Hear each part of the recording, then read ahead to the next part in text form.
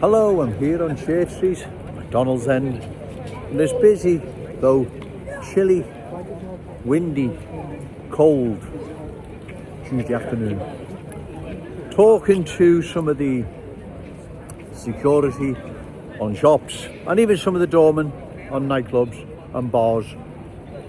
There's been a sharp increase in shoplifting, even sexual assaults, various types of violence committed by new arrivals. Now, I'm not saying we haven't got our own homegrown problems. We have. I know that. I understand that. I worked at all for 27 years, so I know, right? However, we shouldn't be importing any more problems, should we? Right? The amount of shoplifters, new arrivals here in the city centre is quite alarming, and it's only getting worse. The amount of violence, even sexual assaults, is increasing, being committed by new arrivals. That's quite alarming. So there's not only a cultural threat to our unique Scouse character, traditions and cultural identity, there's also other threats, right? There's also threats to local services, right, that are now under strain due to too many new arrivals being dispersed here in our glorious city.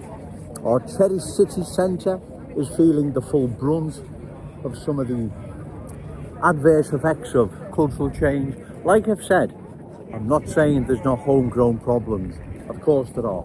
But let's not import any more, right? We don't need any more shoplifters, people committing acts of violence or sexual assaults. We don't need anything like that, right? As I've said, there are our own problems to sort out, right? And like I've said, cultural change also poses a long-term threat to our unique Scouse character, traditions and cultural, and cultural identity.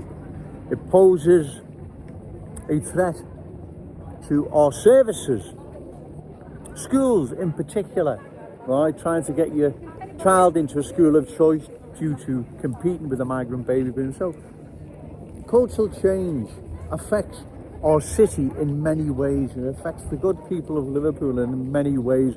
And this is all I'm trying to convey to the good people of Liverpool, which the politicians are not doing. They're just ignoring what is happening to our city, right? They don't want to talk about it. They don't want to discuss it. They just want to ignore it, in the hope that enough time goes by, cultural change would have sunk its roots so deep, there's no removing it, and that's the end of it. No more complaining or moaning. It's here to stay, and that's that. Yes, you've lost your Scouse character identity and cultural identity. The Scouse legacy, rightfully our children, will be denied them. So once again, I hope this short message comes across as to what I'm trying to say here, what I'm trying to convey to the good people of Liverpool, what is happening and why cultural change must be opposed by us all, right? It has to be opposed, because if we don't, long term, this is not going to be in our city's best interest. In fact, the complete opposite. The security guys I talk to on the shops are all good lads, right? They tell me on a daily basis what is happening, right? Shoplifting, theft, many other crimes. The doormen that work on bars and clubs, they tell me of a night there's violence, even sexual assaults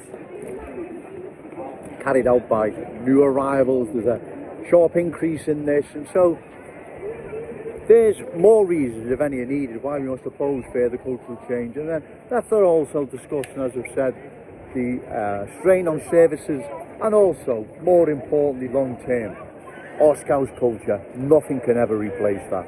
That is priceless, right? So remember, say no to cultural change, yes to Scouse pride, shout it out loud, Scouse and proud. Okay, thank you.